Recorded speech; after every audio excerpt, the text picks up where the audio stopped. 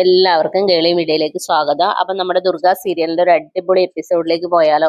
അങ്ങനെ നമ്മുടെ കിരണും ദുർഗയും കൂടെ വണ്ടി ഓടിച്ചു വരുമ്പോഴത്തേനും കിരണിന്റെ മനസ്സ് മൊത്തം ആകെ ഇതായിരിക്കുകയാണ്. അങ്ങനെ ഒരു വണ്ടിയിൽ ഇടിക്കാൻ പോകും. പെട്ടെന്ന് കിരൺ വണ്ടി നിർത്തും.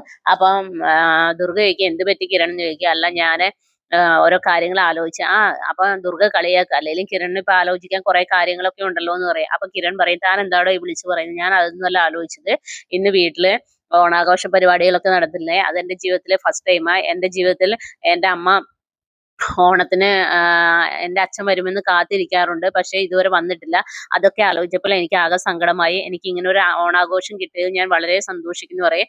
അപ്പൊ ദുർഗ പറയും അതെന്തിനാ കിരൺ, ഇനിയിപ്പോ എല്ലാ സൗഭാഗ്യങ്ങളും കിട്ടാൻ പോവുകയല്ലേ. അപ്പൊ പെട്ടെന്ന് കിരൺ പറയും അതുമല്ല, പൃഥ്വി എന്റെ അടുത്ത് നിന്ന് സ്നേഹത്തോട് സംസാരിച്ചപ്പോൾ എനിക്ക് എന്റെ അനിയന്റെ സ്ഥാനത്ത് നിന്ന് അവൻ എന്നോട് അടുപ്പം കാണിച്ചല്ലോ എന്നുള്ള സന്തോഷം ഉണ്ടെന്ന് പറയും. അപ്പൊ ദുർഗ പറയും അതൊക്കെ പൃഥ്വി ഇവിടുന്ന് കാണിച്ചതാണ്, ഇതൊന്നും ഇന്ദ്രപ്രസ്ഥത്തിൽ എത്തുമ്പോൾ തിരികെ തരണമെന്നില്ല.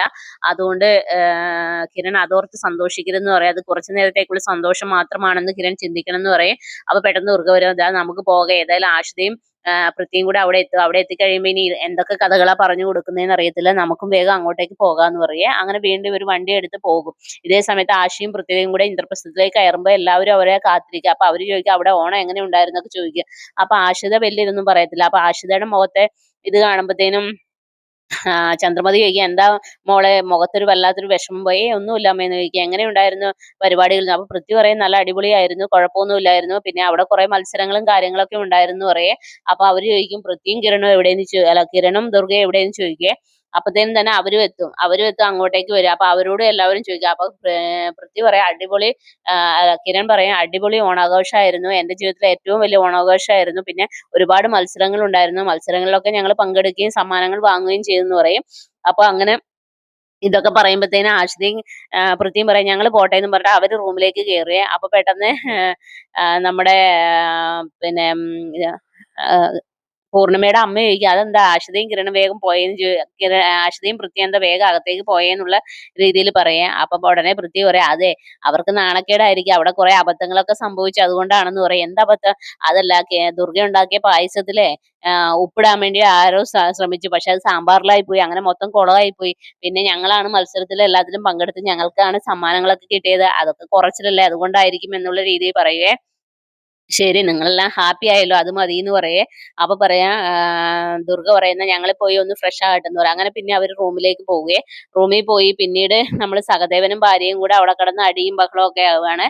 സഹദേവനാണെങ്കിൽ തന്റെ ഭാര്യ ഒട്ടും ഇഷ്ടമല്ല, പക്ഷെ അവളുടെ അങ്ങനെ ദേഷ്യപ്പെട്ട് സഹദേവൻ പുറത്തേക്ക് ഇറങ്ങും. ഇതേ സമയത്ത് കിരൺ ആണെങ്കിൽ കിച്ചണിൽ നിന്ന് വെള്ളം എടുത്തുകൊണ്ട് വരികയാണ്. അപ്പൊ കിരണോട് ചോദിക്കടാ കിരൺ എനിക്ക് നിന്നോടൊരു കാര്യം സംസാരിക്കാനുണ്ടെന്ന് പറയും. അപ്പൊ കിരൺ ചോദിക്കുക എന്താ, അല്ല ഈ പെണ്ണുങ്ങളെ വിളിക്കാനുള്ള എന്തെങ്കിലും ഇതുണ്ട് മന്ത്രം ഉണ്ടോ എന്ന് ചോദിക്കുക. പറയാം ഉണ്ട്, ഒരു പൊടിയുണ്ട്, എന്നാ അത് പറഞ്ഞു തരാൻ പറയാം. അപ്പൊ പറയാം അയ്യോ ഇതിപ്പോ സൂര്യൻ അസ്തമിച്ച ഇനിയിപ്പൊ ഇപ്പൊ പറയാൻ പറ്റില്ല എന്ന് പറയും.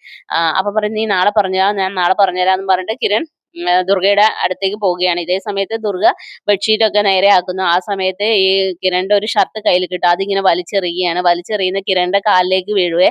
അങ്ങനെ കിരണിന് മനസ്സിലാവും ഇന്നും ആകെ കലിപ്പിലാണല്ലോ, ഇതെങ്ങനെ സമാധാനിപ്പിക്കുന്ന ഓർത്ത് കിരൺ ആകെ വിഷമിക്കുകയാണ്. അങ്ങനെ കിരൺ ബെഡ്ഷീറ്റ് ഒക്കെ വിരിക്കുന്നു. അതിനുശേഷം പില്ലോ എടുക്കാൻ വേണ്ടി പോകുമ്പോഴത്തേനും ദുർഗ അവിടെ കിടന്ന് ഭയങ്കര വയലന്റ് ആവും. പിന്നെ കിരണിന് എടുത്തു കൊടുക്കും. അങ്ങനെ അപ്പൊ കിരൺ പറയും എനിക്ക് ദുർഗയോട് സംസാരിക്കാനുണ്ടെന്ന് പറയും. അപ്പൊ ദുർഗ പറയും എനിക്കൊന്നും സംസാരിക്കാനില്ല, എന്നോടൊന്നും സംസാരിക്കാൻ വേണ്ട, ഈ ടോപ്പിക്ക് നമുക്ക് ഇവിടെ അവസാനിപ്പിക്കാന്ന് പറയാം. അതെ നാളെ രാവിലെ പോണം, കുട്ടേട്ടൻ പറഞ്ഞു തന്നുണ്ടല്ലോ നമ്മൾ പോയി ആ വീട്ടുകാരെ ഒന്നും കൂടെ പോയി തപ്പണം, എന്റെ അമ്മയുടെ നിരപരാധിത്വം എനിക്ക് തെളിയിച്ചേ പറ്റുള്ളൂ, അതാണ് നമുക്ക് അത്യാവശ്യം പറയുകയാണ്. അങ്ങനെ ദുർഗയും കിരണും കൂടെ പിറ്റേ ദിവസം രാവിലെ പോകാൻ റെഡിയായി ഇറങ്ങുമ്പോഴത്തേനും സഹദേവനും പുറകെ വരും. കിരണോട് പറയും കിരൺ നീ അത് പറഞ്ഞില്ലല്ലോ രാവിലെ പറയാന്ന് പറഞ്ഞിട്ടെന്ന് പറയും. അപ്പൊ കിരൺ പറയും അയ്യോ സൂര്യൻ ഇപ്പൊ ഉദിച്ചല്ലോ, ഇപ്പൊ ഉദിച്ച സമയത്ത് പറയാൻ പറ്റില്ല എന്ന് പറയും. ഞാൻ വന്നിട്ട് പറയാന്ന് പറയും. അങ്ങനെ സഹദേവൻ ഇത് ആലോചിച്ചുകൊണ്ടിരിക്കുക, സൂര്യൻ ഉദിച്ചാലും പറയാൻ പറ്റത്തില്ല അസ്തമിച്ചാലും പറയാൻ പറ്റത്തില്ല, അപ്പൊ ഇനിയിപ്പോ എന്തെങ്കിലും നേരത്തെ എഴുന്നേൽക്കണം, അല്ലാതെ ഇപ്പൊ വേറെ രക്ഷയില്ല, എന്തായാലും ഇത് അറിഞ്ഞിട്ട് വേണം എനിക്കൊരു പൊളി പൊളിക്കാൻ പറഞ്ഞിട്ട് അകത്തേക്ക് കയറി പോവുകയെ. പിന്നീട് ദുർഗയും കിരണും കുട്ടനും കൂടെ നേരെ ആ വീട്ടിൽ പോവുകയാണ്. അങ്ങനെ അവർ ആ വീട്ടിലെത്തി എല്ലാം പരിസരവും എല്ലാം പരിശോധിക്കുകയെ. എല്ലാം നോക്കുമ്പോഴത്തേന് അവർക്ക് മനസ്സിലാവും ഇവരവിടെ ഇല്ലാന്ന്. ബാക്കിലും ഫ്രണ്ടിലും എല്ലായിടത്തും പോയി ചെക്ക് ചെയ്യുകയാണ്. അങ്ങനെ ചെക്ക് ചെയ്തിട്ട് എവിടെയും ഒരു തുമ്പും കിട്ടുന്നില്ല. അപ്പൊ ഇവർക്ക് മനസ്സിലാവും എന്തോ ഇതിൽ നടന്നിട്ടുണ്ടെന്ന്. അങ്ങനെ അവരവിടെ നിൽക്കുന്ന ഇതിലാണ് ഇന്നത്തെ എപ്പിസോഡ് അവസാനിക്കുന്നത്. ഇപ്പൊ നാളത്തെ എപ്പിസോഡിലാണെങ്കിൽ നമ്മള് കിരണോടും ദുർഗയോടും നമ്മുടെ പൂർണിമയുടെ അമ്മ പറയുന്നു സഞ്ജയുടെയും താരയുടെയും വിവാഹം ഒരിക്കലും നടക്കാൻ പാടില്ല, അതെങ്ങനെ മുടക്കണം. അപ്പൊ ഇതൊക്കെ കേട്ട് ആഷിത അവിടെ നിൽപ്പുണ്ട്. അപ്പൊ താരയും സഞ്ജയ് ആണെങ്കിൽ താരയാണെങ്കിൽ സഞ്ജയ് എങ്ങനെയും കല്യാണം കഴിക്കണം, പൂർണിമയ്ക്കെതിരെ തിരിക്കണം എന്നുള്ള ഇതിൽ നിൽക്കുകയാണ്. പിന്നെ പൂർണിമയും മോളും ഇങ്ങനെ പൊട്ടിക്കരയുന്ന സീനുകളൊക്കെയാണ് നാളത്തെ എപ്പിസോഡിലുള്ളത്. അപ്പൊ നാളത്തെ എപ്പിസോഡിനായി എല്ലാവരും വെയിറ്റ് ചെയ്യുക. എന്റെ ചാനൽ ഇഷ്ടപ്പെടുവാണെങ്കിൽ സബ്സ്ക്രൈബ് ചെയ്യുക, സപ്പോർട്ട് ചെയ്യുക. നിങ്ങളുടെ വിലയേറിയ അഭിപ്രായങ്ങൾ കമന്റായി രേഖപ്പെടുത്തുക. അപ്പോൾ ഓക്കെ.